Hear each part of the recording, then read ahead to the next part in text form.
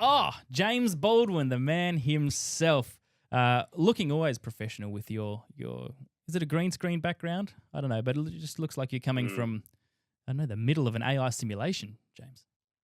Thank you. It's good to be here from the middle of an AI simulation. What's going on? That's how I feel after we both completely dissed Supercars last week, I know, man. and then we watched, and you to the point where I didn't even start watching it. I Yep. had just decided that the last hour would be enough for me for Supercars, and so I went to lunch instead, as every good Australian now does, For rather than do shame, Bathurst James. For breakfast. shame. I was at Look, least I'm at happy to church. That's accept the why I shame. missed the start of it. Happy to accept the shame, because realistically, we were wrong. We were. And you know what? I'm happy to be proven wrong because I think it is not only the great thing that we needed from a motorsport point of view as fans in Australia, but I think because it's the race that a lot of the international motorsport community will tune into in one form or another, as my cat does the muscle cat media thing of attacking Perfect. me. Thank you. Thank you, Perfect. Garfield, across the camera. It's a good thing because we do have excellent racing. Mm. Not only that, but we do have excellent young talent. A caller earlier, I think, was talking about how good it was to see the younger talent up the front, and they're absolutely right.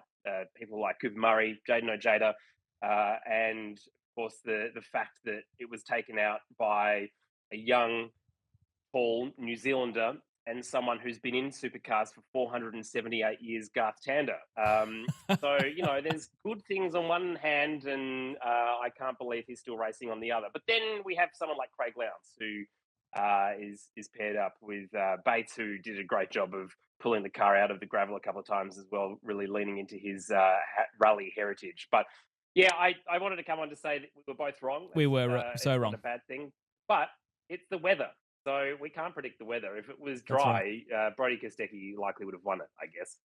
I can't recall whether I said this at the start of the show, but it's not often that a race director gets props, but I have to shout out James Taylor and Motorsport Australia and the whole race control team at Supercars for keeping that going, because they could have put it under Supercars for wet weather conditions. They could have ended it under safety car, I should have said. F1 probably would have done that. They would have used Yes. all sorts of excuses and put it under safety car, and the fans would have been livid.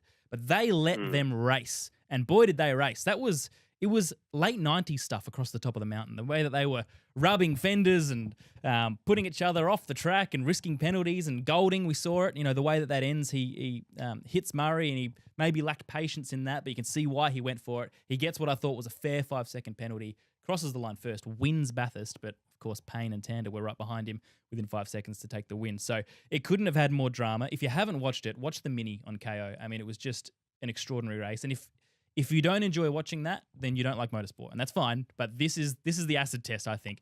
My dad, who we spoke about last week, and his long passion for Bathurst that has since waned, he said he's back. It's got him back yesterday, and that was, all it took was some rain and some fog on the mountain. One more name to mention. It'd be remiss of us not to mention Ryan Wood, because that was one hell of a drive from him, and it was heartbreaking, really, in the end, that he has the same. I think it was the same electrical problem that took out his teammate, Chaz Mostert. So close to certainly a Bathurst podium, maybe a Bathurst win.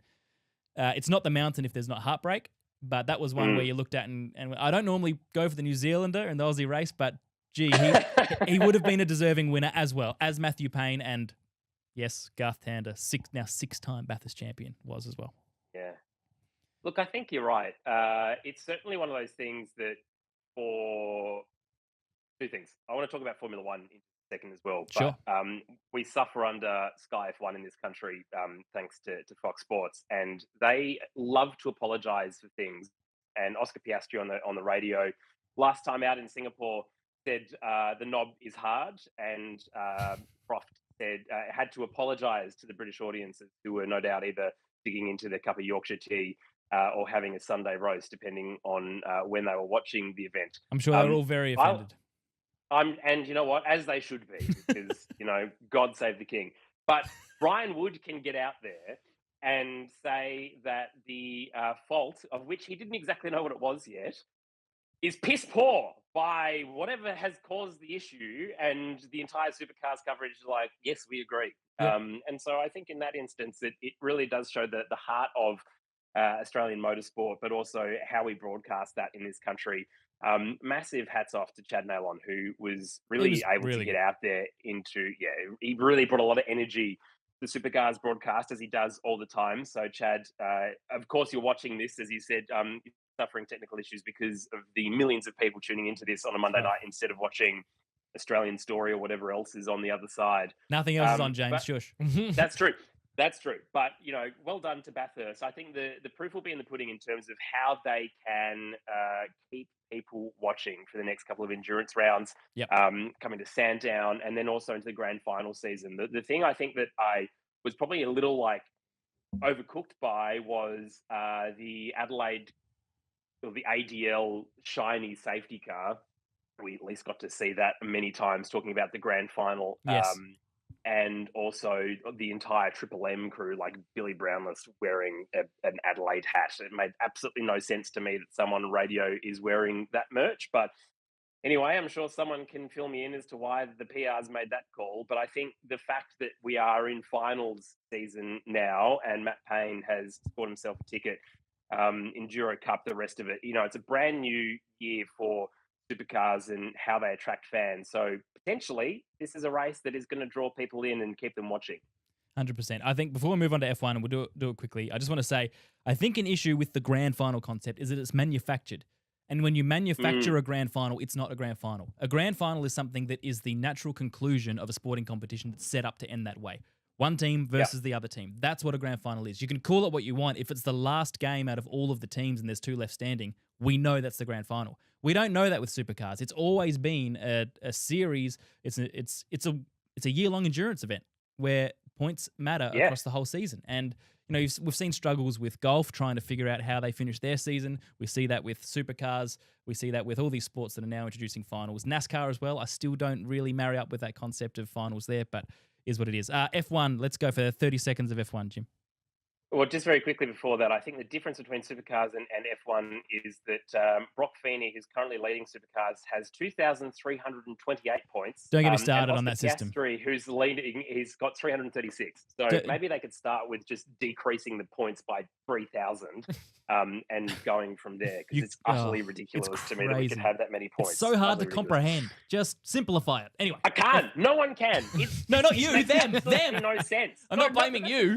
As a fan, I'm a motorsport person. And I look at a weekend, it's like Brock Feeney has got 17,000 points this weekend. It's like, how? He hasn't started. If he comes 13th, he might wipe 72 points off the 313-point gap. What the hell are they talking about?